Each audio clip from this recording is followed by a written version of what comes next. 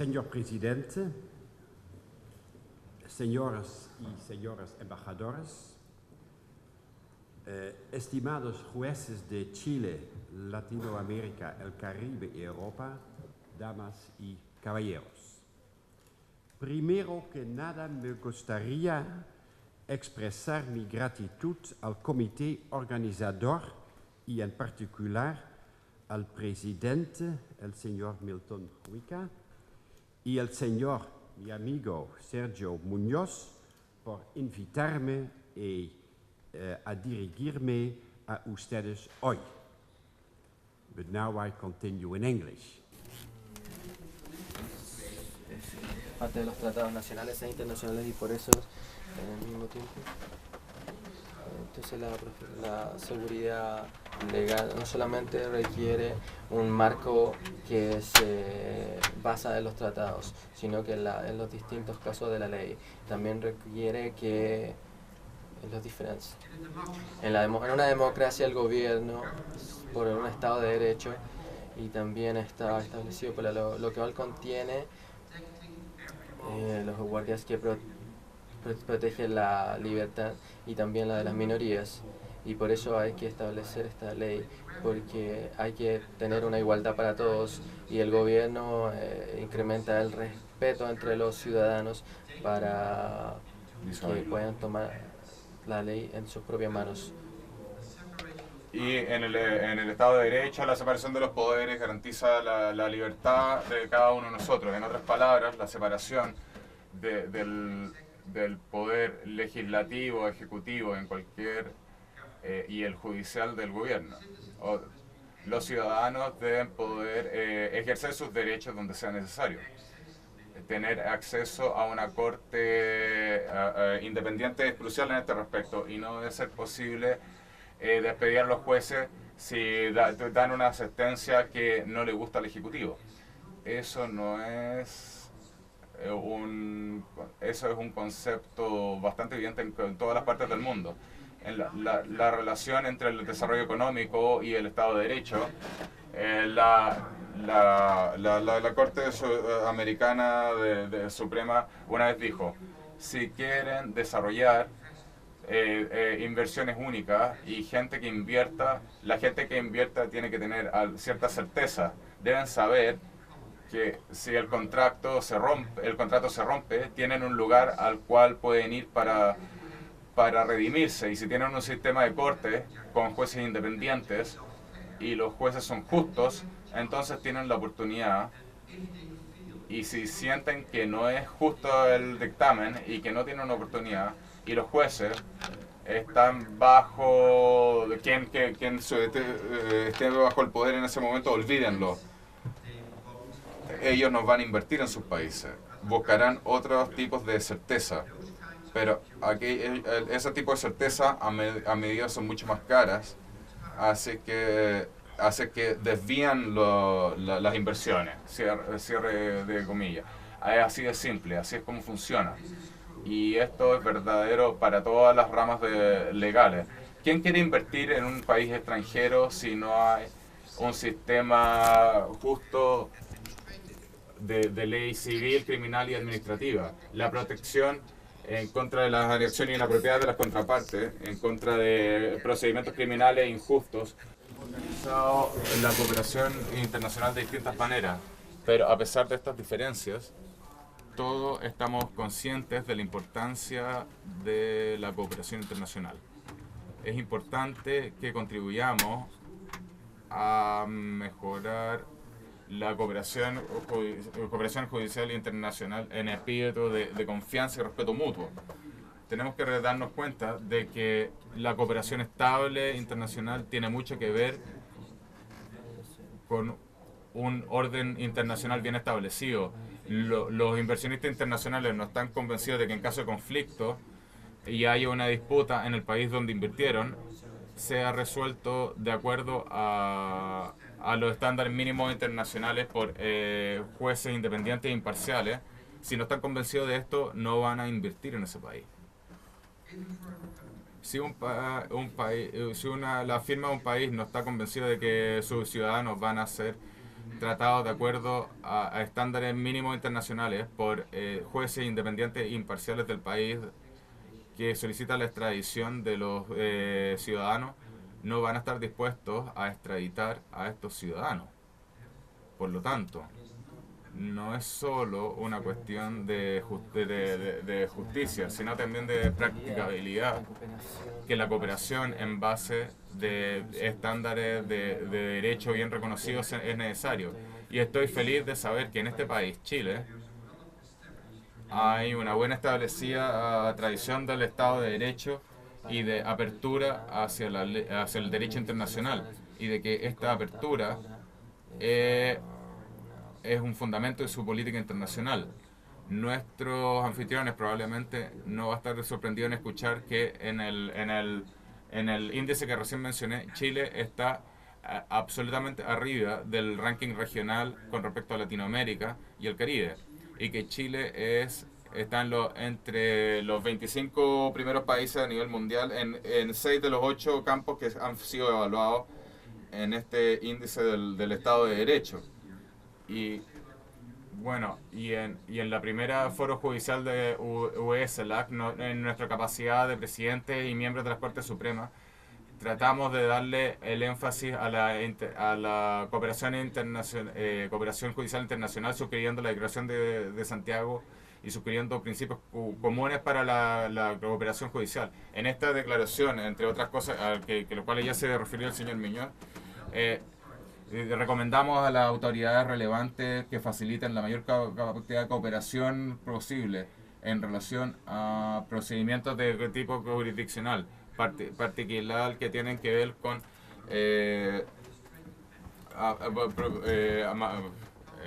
materias administrativas, civiles y de otro tipo. Y también queremos que los poderes judiciales reconozcan las comunicaciones electrónicas, también la transmisión de solicitudes internacionales de asistencia internacional judicial, y mencionamos más medidas para estimular esto.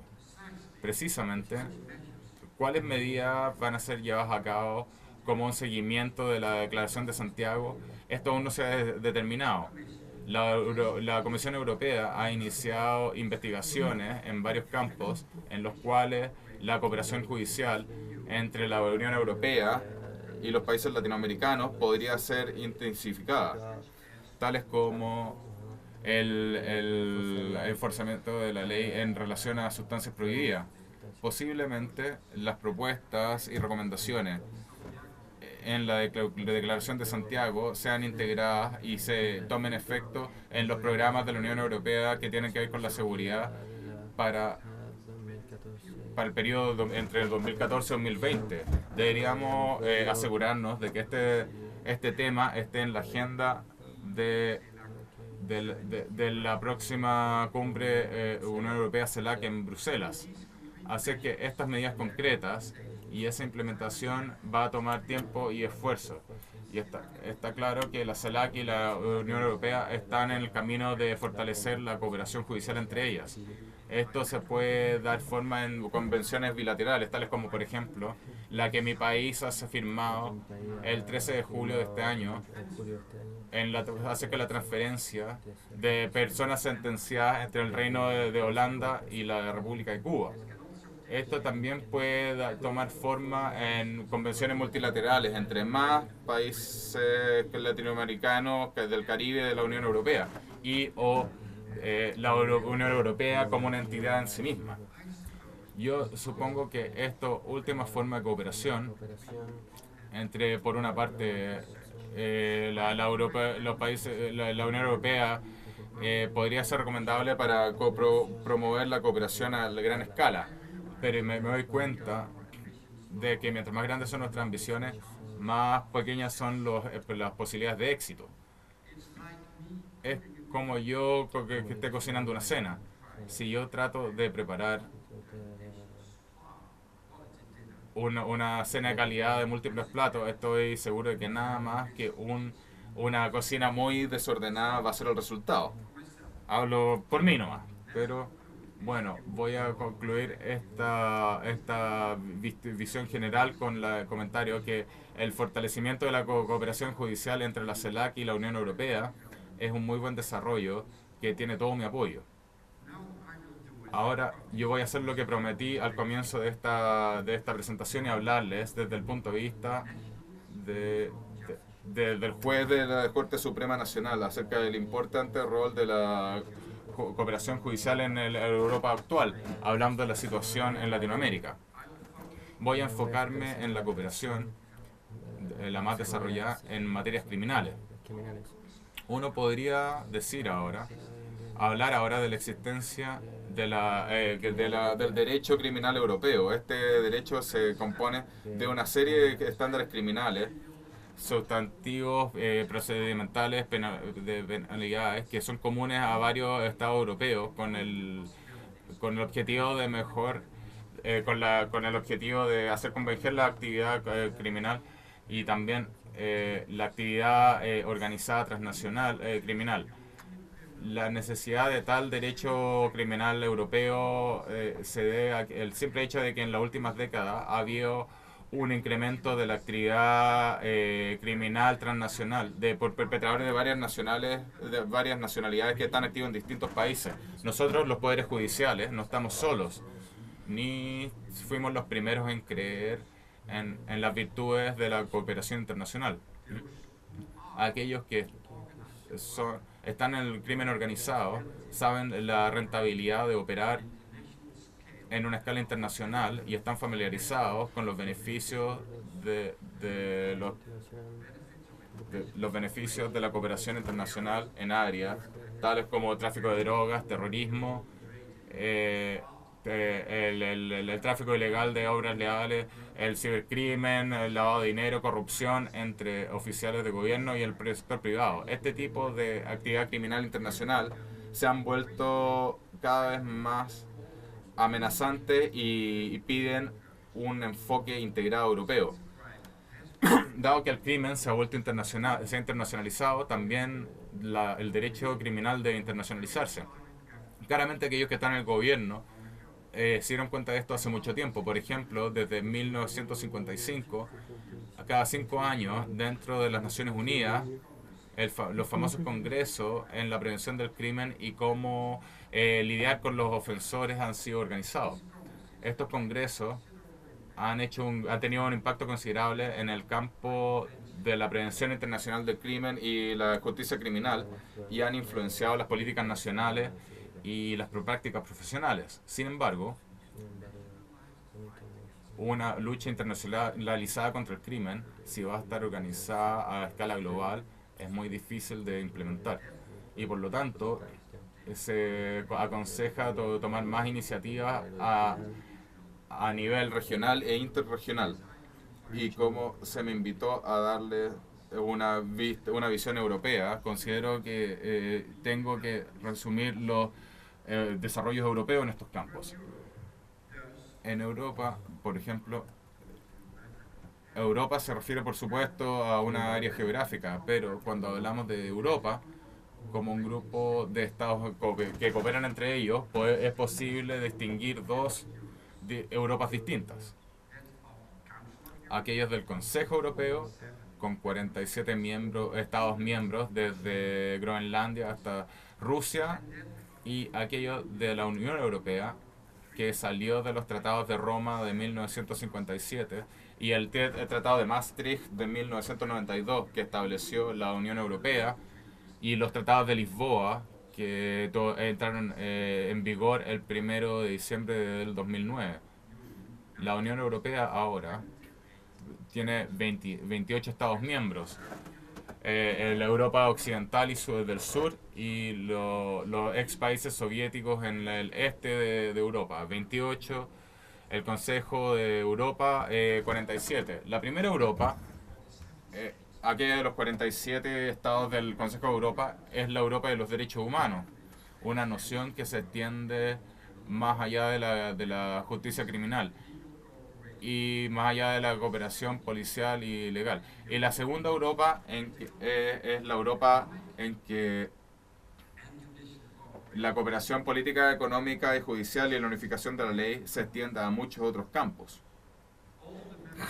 Todos los Estados miembros de la Unión Europea también son miembros del Consejo de Europa, mientras que no todos los Estados miembros del Consejo de Europa son miembros de la Unión Europea, como por ejemplo Rusia y Turquía, solo para mencionar dos países más grandes. El Consejo de Europa es una organización internacional que ha descendido desde el Estatuto del Consejo Europeo, también conocido como el Tratado de Londres, firmado el 5 de marzo de 1949, que lo hace una institución europea relativamente vieja. Congrega estados, como se dice en el preámbulo del estatuto, la devoción a los valores espirituales y morales que son la herencia común de los pueblos y la verdadera fuente de la libertad individual, la libertad política y el Estado de Derecho, los principios los cuales forman la base de cualquier democracia genuina. Los órganos del Consejo de Europa incluyen un comité ministerial que representa a los gobiernos de los Estados europeos que son miembros del Consejo de Europa. El comité ministerial, una asamblea, parlamento y una secretaría general. Funcionalmente, el Consejo de Europa hace recomendaciones a los gobiernos de los Estados miembros y desarrolla acuerdos tales como la Convención Europea en la Extradición de 1957, la Convención en la Supresión de Terrorismo de 1977, la Convención Europea en asistencia mutua en materias criminales de 1959 y la más famosa Convención para la protección de derechos humanos y libertades fundamentales. Este Tratado de Derechos Humanos es de una inmensa significación para Europa. Contiene un catálogo de derechos humanos y esta es una reminiscencia de los que están contenidos en el Pacto de Nueva York, el Acuerdo Internacional en Derechos Civiles y Políticos de 1966 y la Convención de San José. No lidia exclusivamente con la ley criminal y procedimiento criminal, aunque se cubre frecuentemente por estas convenciones.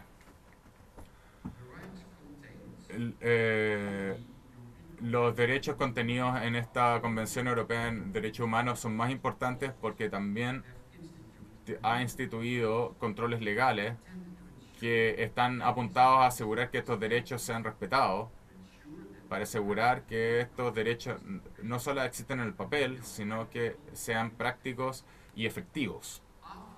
Después de haber agotado todos los remedios nacionales disponibles, los ciudadanos pueden referir su caso a la Corte Europea de Derechos Humanos en Estrasburgo. Entonces se ha creado un sistema de justiciabilidad, no es una palabra inglesa, pero no sé cómo expresarme, justiciabilidad para los estándares que contiene. Que entonces las personas que creen que sus derechos han sido violados tienen la posibilidad de referir esto a una entidad con jurisdicción internacional, la Corte de Estrasburgo. De acuerdo al artículo 34 de esa convención, cualquier persona, organización no gubernamental o grupo de individuos que dicen ser víctimas de una violación de una de las partes de los derechos que convenidos en la convención pueden dirigirse directamente a esa corte. Por lo tanto, las aplicaciones individuales se pueden recibir, pero solo después de haber agotado todos los remedios o instancias domésticas. Y esto significa que estas solicitudes individuales pueden llegar a un juicio de que los derechos han sido violados. Y esta corte puede llevar una satisfacción a la parte perjudicada. Y esto puede implicar dar cierta cantidad de dinero para que el Estado involucrado deba pagar, como ustedes entienden. En este aspecto, el así llamado principio de subsidiariedad es importante. En el marco de la Convención Europea, esta noción de subsidiariedad significa que los Estados miembros deben tratar de reflejar la Convención en sus leyes nacionales. La conformidad de su orden legal con la o Convención Europea es su responsabilidad de cada Estado miembro. Al cumplir esta responsabilidad, los Estados pueden prevenir que los casos deban ser llevados a las Cortes de Estrasburgo y por lo tanto asisten en la cantidad de casos que se presenten ante esta Corte. Esto también quiere decir que los jueces y los Estados miembros deben tomar en cuenta la Convención Europea, cómo se interpreta en el caso de la Corte de Estrasburgo. En mi país, como es el caso en otros países europeos, los jueces adaptan sus casos para que estén en cumplimiento con la Corte Internacional Europea de Derechos Humanos. La Corte de Estrasburgo tiene un importante rol en fijar estándares respecto a derechos humanos en los Estados miembros. Ahora déjenme hablarles acerca de la Unión Europea. Desde la entrada en vigor en el 2009, al finales del 2009, del Tratado de Lisboa, el rol de la Unión Europea en el campo de la cooperación judicial, en particular en el campo de la ley criminal y civil, ha crecido. De hecho, estos desarrollos han resultado en la creación de un nuevo campo de competencia para los órganos de la Unión Europea. Hoy en día la Unión Europea está emitiendo regulaciones y directivas que moldean la ley sustancial y procedimental y instrumentos internacionales como órdenes de arresto y de evidencia. Esas se pueden emitir por jueces nacionales y deben ser obedecidas por jueces y autoridades de otros países. Ya no hay más exequatur. Las regulaciones son vinculantes en su totalidad y directamente aplicables en los Estados miembros. Las directivas, las regulaciones, directivas son vinculantes respecto al resultado que se quiere lograr, pero dejan a la autoridad nacional la elección de la forma y las medidas. En el campo de las directivas de ley criminal, por ejemplo, en el derecho de interpretación y traducción en procedimientos criminales, en el tráfico de personas y en protección de sus víctimas, son los instrumentos más frecuentemente usados. Las directivas pueden implicar la obligación de aproximar las leyes nacionales, un método de cooperación con vasto alcance, al llevar a cabo instrumentos de cooperación judicial entre todos los Estados miembros de la Unión Europea. Las directivas tienen la ventaja de que no requieren unanimidad. Quizá pueden ser emitidas en el base de una mayoría o una mayoría calificada. Por lo tanto, se pueden llevar a cabo más fácilmente que un tratado. Como ustedes saben, se necesita un consenso para lograr un tratado. Los tratados, por ende, solo se usan para compromisos multilaterales entre algunos Estados miembros de la Unión Europea o entre la Unión Europea y otros países. Pero cuando queremos obtener un resultado para todos los 28 países de la Unión Europea, ya no hacemos esto en la forma, ya no moldeamos esto como un tratado, sino como una regulación o una directiva o una instrucción. La cooperación ahora está basada en gran medida en la idea del reconocimiento mutuo.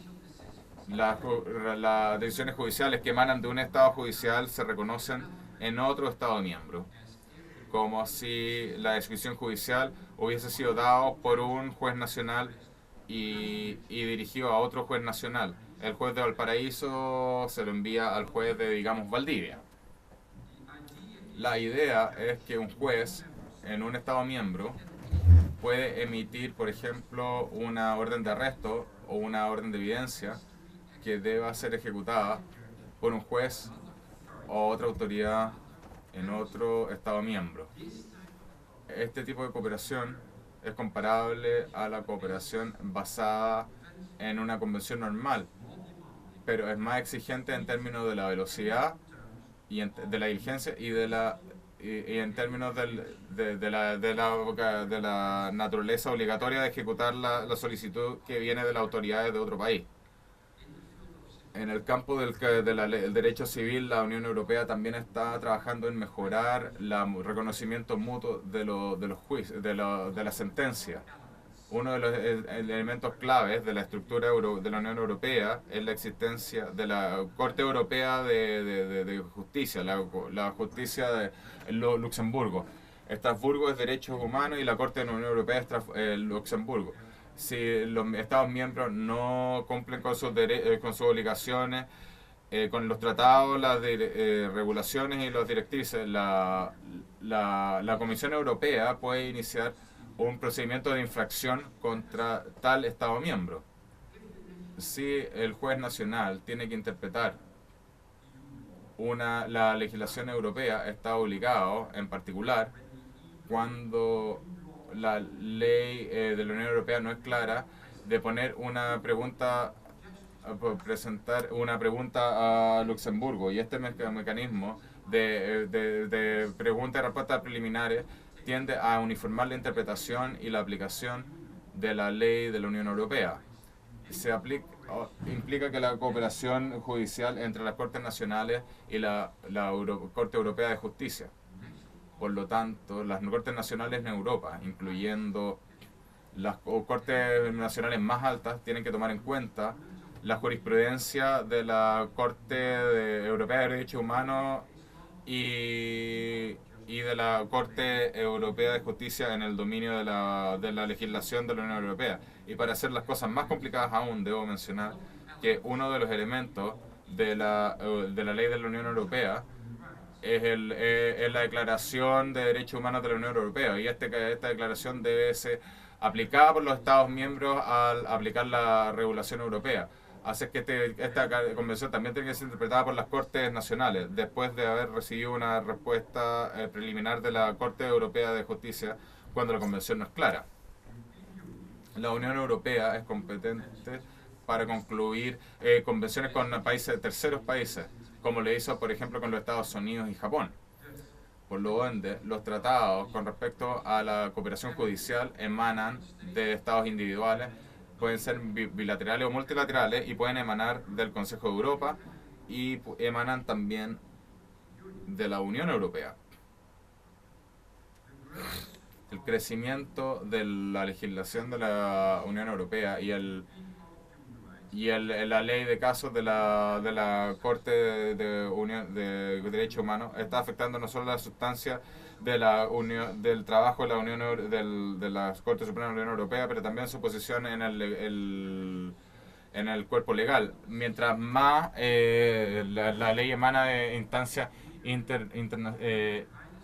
interestatales, la Corte Suprema Europea tiene un ranking muy alto entre las Cortes Supremas. Su responsabilidad como la más alta guardián nacional del derecho europeo, tanto en los derechos humanos y en la Unión Europea, y en intérprete de la legislación de casos de las Eurocortes europeas, hace que crezca en responsabilidad. Y esta responsabilidad va a ser más grande a la luz del cargo, de la carga de cortes de la Corte Europea. Dado que, por lo tanto, las Cortes Supremas Nacionales e Internacionales se van a volver verdaderas Cortes Europeas. Y para ser capaz de descargar esta responsabilidad, su Corte Suprema requiere un excelente conocimiento del derecho europeo. Esto no solo requiere esfuerzos institucionalizados para reunir y recuperar información acerca del derecho europeo. Obviamente la conciencia se requiere los dictámenes de las Cortes Europeas. pero el conocimiento del derecho comparativo también, y por ejemplo, al establecer precisamente cómo el derecho de casos de la Corte de Derecho Humano debería entenderse en orden internacional, los jueces nacionales pueden encontrar bastante valioso saber cómo ha sido interpretada por otras cortes de último recurso en Europa. Y lo mismo aplica a la Corte Europea y la interpretación de los términos y los conceptos derivados del derecho europeo. En este respecto, la legislación comparativa es un sujeto que requiere consulta, y aquí la red de los presidentes de Corte Suprema de la Unión Europea entra en juego. Entre los objetivos de la red, como está establecido en el artículo 3 de sus artículos de asociación, son promover cambios en el uso, cambios de uso y intercambio de experiencia en casos con respecto a la ley comunitaria, y a promover el contenido y intercambios de información entre sus Estados miembros. Y servir estos objetivos puede mejorar la calidad de la justicia en la Unión Europea al construir una estructura para que haya información de alta calidad en legislación comparativa. La red de presidentes se da cuenta que hacer que la legislación comparativa sea una fuente de información viable en su funcionamiento diario, en el funcionamiento de las Cortes Supremas diarias nacionales, debe ser de alta calidad, fácil de leer y que no consuma mucho tiempo. Desde nuestro punto de vista, son una buena forma en que este intercambio de información puede llevarse a cabo, y decidimos, por tanto, en nuestra última reunión en Helsinki, asignar relaciones legales entre cada campo de derecho con la Corte Suprema de cada caso. En el caso del caso holandés, en el caso de la justicia civil y criminal, en términos de la cooperación judicial, le acabo de hablar acerca de... Es necesario que las cortes europeas, dentro de las fronteras de los países europeos y fuera de estos países, deben cumplir su rol en asignar justicia en los casos que se le asignan. La cooperación dentro de la red de presidentes de la Corte Suprema Europea también puede ayudar para proteger el Estado de Derecho en circunstancias extraordinarias. Mi último punto: el Estado de Derecho no es un concepto binario, existe en distintos estados de desarrollo. Los gobiernos pueden cumplir mucho con la ley o en menor grado. El acceso a las cortes y la libertad que tiene el judicial en alcanzar sentencias puede estar más o menos limitada. Tales cambios influencian el grado hasta el cual un Estado está sujeto al Estado de Derecho. Los desarrollos recientes han demostrado cómo el Estado de Derecho puede declinar rápidamente, incluso en la Europa contemporánea. Viktor Orbán, un gobierno democráticamente elegido, expuso 3 años antes del final de su mandato, puso en jaque el Estado de Derecho.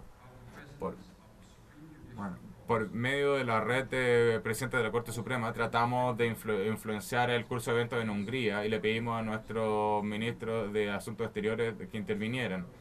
También nos acercamos a la Comisión Europea, los miembros de la Asamblea Parlamento del Consejo de Europa, los miembros del Parlamento Europeo, la Comisión Europea de Derechos Humanos, el señor Hammerberg, la comisión de la Organización de Naciones Unidas en Derechos Humanos, y también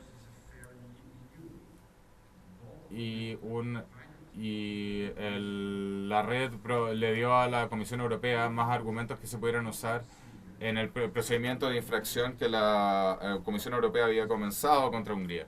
Este procedimiento, que tenía que ver la baja de la edad de retiro de los jueces de 60 a 72, nosotros Nosotros estamos bajando, pero estamos tratando de dejar que la gente se quede en el poder por más tiempo. Por lo tanto, la baja era de 70 a 62. Pueden imaginar cuáles eran las razones. La Corte Europea de Justicia, en este procedimiento de infracción, comenzado por la Comisión Europea, recientemente dictaminó que esta medida estaba infringiendo el derecho europeo. Como saben, la relación entre causa y efecto es muy difícil de juzgar. Solamente podemos presumir que nuestros esfuerzos como una red han tenido un cierto rol al fortalecer la posición de la Comisión Europea en este respecto. Mi conclusión: las cortes son organizaciones profesionales que sirven a sus sociedades en las cuales operan. Para jugar su juego, su papel asignado, la cooperación judicial es crucial en el mundo, en el orden legal complejo y especializado que está tan enfocado en la velocidad y la claridad. La cooperación judicial es necesaria para llevar a cabo nuestras tareas normales, pero es importante también cuando hay circunstancias extraordinarias que están amenazando el Estado de Derecho. Y quiero terminar mi discurso destacando de nuevo la importancia del Estado de Derecho. Nosotros como jueces jugamos un rol central en mantener el Estado de Derecho, y estoy seguro de que en este espíritu vamos a cooperar. Muchas gracias. Thank you for your attention.